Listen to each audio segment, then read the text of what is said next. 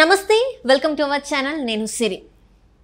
Bharati versus Vijayamma కొత్త ట్విస్ట్తో షర్మిల.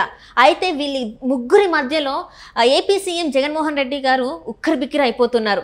ఇంతగా twist ఏంటి, ఎందుకు ఉక్కరిబిక్కిరి అయిపోతున్నారు, ఈ అంశాన్ని చర్చించడానికి మనతో పాటు ఉన్నారు ప్రముఖ సీనియర్ జర్నలిస్ట్ దుర్గా కుమార్ గారు. నమస్కారం సార్. నమస్కారం మా సిరి, మన వీక్షకులు కూడా నమస్కారం. సార్, ఏంటి సార్ అసలు ఈ కొత్త ట్విస్టులు? అసలు ఇన్ని రోజులు ఇంతకుముందు పాదయాత్ర చేసి ఆ పాదయాత్రతో ఈరోజు ముఖ్యమంత్రి అయ్యారు ఏపీ జగన్మోహన్ రెడ్డి గారు, అదే సీఎం అయ్యారు. ఇప్పుడేమో మేము చేయమని లేదు, తనంతట తానే చేసిందని చెప్పేసి వార్తలు వీళ్ళు అంటున్నారు. భారతి గారిని చేయమన్నాం కానీ షర్మిల గారు చేశారని చెప్పేసి అంటున్నారు. సో అసలు ఇందులో ఎంతవరకు వాస్తవం ఉంది సార్? ఇప్పుడు మీరు అన్నట్టు ఈ రెండు ఇష్యూలో విజయం గారు అడకత్తిరిలో పోకచెక్కలాగా అయిపోయింది. ఆ పరిస్థితి ఎటు చెప్పలేని పరిస్థితి. ఎందుకంటే వాస్తవాలు విజయం గారికి తెలుసు, చెప్పవచ్చు. కానీ అక్కడ ఇద్దరు ఎవరు, ఒక కొడుకు ఒక కూతురు.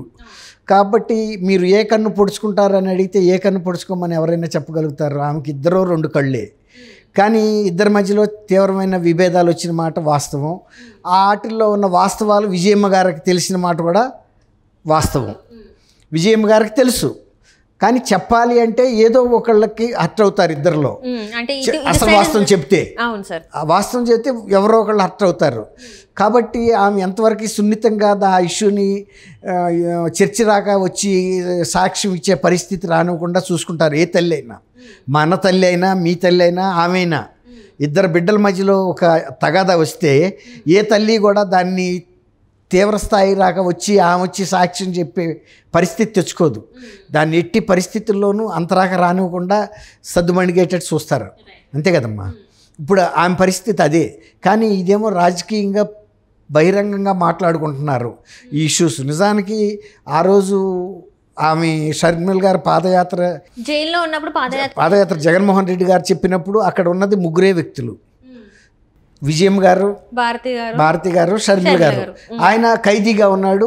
వీళ్ళు ములాఖత్కి వెళ్ళారు. ఆయన తీసుకొచ్చారు, ములాఖత్ రూమ్లోకి తీసుకొచ్చారు. వీళ్ళు ముగ్గురు కూర్చున్నారు. అక్కడ ఇంకా ఎవరు కూడా ఉంటారు. అందులో ఆయన విఐపి ఖైదీ, చాలా అతి సన్నిహితమైన. ఇప్పుడు అదే కనుక కలవటానికి వచ్చిన వాళ్ళు బయట వాళ్ళు అయితే ఎవరన్నా జైలుకి సంబంధించిన ఒక గార్డు కొంచెం దగ్గరలో నిలబడతాడు. ఎందుకంటే వాళ్ళ వల్ల ఈయనకి ఏమన్నా ప్రమాదం జరుగుతుందేమో అని. ఎందుకంటే ఆయన చాలా విఐపి క్యాడరు. కాబట్టి ఇప్పుడు వచ్చిన వాళ్ళు ముగ్గురు సొంత రక్త సంబంధికులు, భార్య, ఇటేమో చెల్లెలు, తల్లి. కాబట్టి వాళ్ళు కుటుంబంలో చాలా అంతరంగిక విషయాలు చర్చించుకుంటారు. కాబట్టి అక్కడ ఉండే గార్డు కూడా దూరంగా నుంచుంటాడు. వీళ్ళ మాటలు వినే పరిస్థితి ఉండదు. అతనికి అనవసరం కూడా. ఇప్పుడు అతను ఆఫ్టర్ ఆల్ గార్డు, ఉద్యోగస్తుడు. వీళ్ళ స్థాయిలో మాటలు అతనికి ఏమన్నా అవసరమా కదా? దూరంగా ఉంటాడు. అప్పుడు ఏం జరిగిందంటే, షర్మిల జగన్మోహన్ రెడ్డి గారు జైల్లో ఉండటం వలన పార్టీలో ఒక ఇది వచ్చేసింది, నిశ్శబ్ద వాతావరణం. ఎవరు కార్యకర్తలు ఏం పని చేయట్లేదు, పార్టీ పేరు తలిసేవాళ్ళు కూడా లేరు. ఆ సందర్భంలో ఏదో ఒక హడావిడి హల్చల్ జరగాలి రాష్ట్రంలో అని పాదయాత్ర చేయమని విజయమ్మ గారిని అడిగాడు ఫస్ట్. ఆయన కూడా షర్మిలను అడగల. షర్మిల అంటే చిన్న ఆమె కదా, చెల్లెలు, తల్లి. కాబట్టి ఆమె అంటే ఒక రెస్పెక్టబిలిటీ ఉంటుంది. ఆమె పాదయాత్ర చేస్తే కూడా ప్రజల్లో బాగా వెళ్తుంది, అంటే రిసీవ్ చేసుకుంటారు. ఆమెకున్న గౌరవం అట్లాంటిది. ఎందుకంటే రాజశేఖర రెడ్డి గారు భారీగా ఉన్నప్పుడు కూడా, ముఖ్యమంత్రి భారీగా ఎప్పుడు కూడా ప్రజల్లోకి వచ్చి ఆడంబరంగా బతికిన మనిషి కాదు. ఎవరితో ఎట్లాంటి మాటలు మాట్లాడలేదు. ఆమెకు ఒక విశ్వసనీయత ఉంది. అట్లా అనుకున్నప్పుడు ఆమె వయసు రీత్యా, నేను పెద్ద వయసు, నాకు మోకాళ్ళు సహకరించవు, ఆరోగ్యం కూడా సహకరించదు అని అంటే, అప్పుడు జగన్మోహన్ రెడ్డి గారు నెక్స్ట్ ఆప్షన్గా షర్మిలని అడిగారంట. అడగటంలో కొంత అర్థం కూడా ఉంది. ఎందుకంటే షర్మిలని ఓన్ చేసినంతగా భారతి గారిని చేయరు కదా. వైఎస్ రాజశేఖర రెడ్డి కూతురుగా, తర్వాత ఆయన మేనరిజం ఉంది, ఆయన మాట తీరుంది, ఆమె హావభావాలు ఉన్నాయి, అన్నీ కూడా పోలికలు ఉన్నాయి, తర్వాత రక్త సంబంధం ఉంది. అందుకని ఈమెను చేయమంటే సరే, అన్నయ్య అడిగాడు కాబట్టి పార్టీ కష్ట పరిస్థితిలో ఉంది, ఈ టైంలో దాన్ని ఎలాగైనా కానీ బ్రతికిస్తే తర్వాత అన్నయ్య వచ్చి చూసుకుంటాడు. అప్పుడు వరకు నేను ఈ టెంపో మెయింటైన్ చేయాలి, ప్రజల్లో నానాలి పార్టీ అని కార్యక్రమం తీసుకుందామి. ఆమె చెబుతుంది కదా, ఇప్పటికీ నేను నా ఇల్లు వాకిలి వదిలిపెట్టి, బిడ్డల్ని భర్తని వదిలిపెట్టి అహోరాత్రులు తిరిగాను రోడ్ల మీద పడుకున్నాను, మరి నేను వాళ్ళు అడిగితే చేశా కానీ నా అంతటి నేను ఎందుకు చేస్తాను? ఇప్పుడు ఒకవేళ కనుక ఆమె అంతటా ఆమె చేస్తే వాళ్ళు మధ్యలో ఆపించేవాళ్ళు కదా, నువ్వు వద్దు, నీకు ప్రతిస్పందన బాగా రావట్లేదని. కానీ ప్రతిస్పందన బ్రహ్మాండంగా వస్తుంటే వాళ్ళు వైఎస్ఆర్సీపీ కార్యకర్తలు కూడా సహకరించారు, అప్పుడుండే నాయకులు కొంతమంది. ఆ రకంగా పార్టీని ఫుల్ యాక్టివేషన్లోకి తీసుకొచ్చింది. ఆ రకంగా ఆయనకి ముఖ్యమంత్రి రావటానికి ఒక రెడ్ కార్పెట్ పరుచుకుంటూ వచ్చింది. ఆయన రెడ్ కార్పెట్ మీద నడుచుకుంటూ వచ్చాడు. ముళ్ళు, రాళ్ళు, రప్పలు అన్నీ క్లీన్ చేసుకుంటూ వెళ్ళిపోయింది. ఒక పైలట్ లాగా ముందు వెళ్తారు కదా క్లియరెన్స్ పార్టీ అని, నక్సలైట్ రూట్లో వెళ్ళేటప్పుడు పోలీసులు, అట్లా క్లియరెన్స్ పార్టీ లాగా క్లియర్ చేసింది. మరి అప్పుడు విజయమ్మ గారు ఉంది సాక్ష్యం. నన్ను ఇప్పుడు ఏమంటున్నారంటే, నిన్ను ఎవరు చేయమన్నారు, నీ అంతటి నువ్వే వచ్చి స్వచ్ఛందంగా చేసావు అంటున్నారు. ఇప్పుడు ఆమెకి అది మనసు బాధ కలిగిస్తుంది. ఏదో నీ స్వార్థం కోసం నువ్వు వచ్చావు, నువ్వేదో డబ్బులు చేసుకోవటానికి వచ్చావు. ఆయన ముఖ్యమంత్రి అయితే ఆ పదవిని ఉపయోగించి ఈమెదో సంపాదించుకోవాలని వచ్చిందని ఈ రకంగా మాట్లాడుతుంటే ఆమెకు మనసు బాధ అనిపిస్తుంది. నా అన్నయ్య అడిగితే నేను చేశాను, నా తల్లి ముందు జరిగింది, అక్కడ జరిగిన దానికి దేవుడే సాక్షి ఉన్నాడు, మా తల్లి విజయం ఉంది, రాజశేఖర రెడ్డి గారి భార్య విజయమ్మ అని. ఇప్పుడు మీరు అన్నట్టు అటు తల్లి, ఇప్పుడు కొడుకుకి అవును జగన్మోహన్ రెడ్డి చెప్పాడు అంటే అతనికి కోపం వస్తుంది. లేదు షర్మిలమ్మే స్వయంగా అడిగి వచ్చిందంటే అది అన్యాయం కూడా. న్యాయమేమో షర్మిలేపు ఉంది, ఇటు చెప్పలేదు అటు చెప్పలేని పరిస్థితి. ఒకవేళ కనుక నిజంగా ఇక ఆమె కూడా ఒక నిర్ణయానికి వచ్చి ఇది ఎట్లాగూ తెగటం లేదు, షర్మిలను కూడా అవమానం పాలు చేస్తున్నారు, షర్మిల బిడ్డే కదా, షర్మిలని జగన్మోహన్ రెడ్డి గారు ఒక్కడే అవమానం పాలు చేయట్లేదు, అశ్లీల మాటలు మాట్లాడతలేదు, అసభ్య మాటలు మాట్లాడతలేదు, పార్టీలు ఎవరైనా మాట్లాడుతున్నారు. అంత చిల్లర మనిషి అయిపోయింది ఆ షర్మిల అనేది ఆమెకు బాధే కదా. నా బిడ్డ రాజశేఖర రెడ్డి గారికి నాకు బిడ్డ పిల్ల, అమ్మాయి అసలు రాజశేఖర రెడ్డి కూతురు కాదని కూడా మాట్లాడేవాళ్ళు ఉన్నారు ఇవాళ. అది వాళ్ళ సోషల్ మీడియాలో కూడా వస్తుంది వైఎస్ఆర్సీపీ.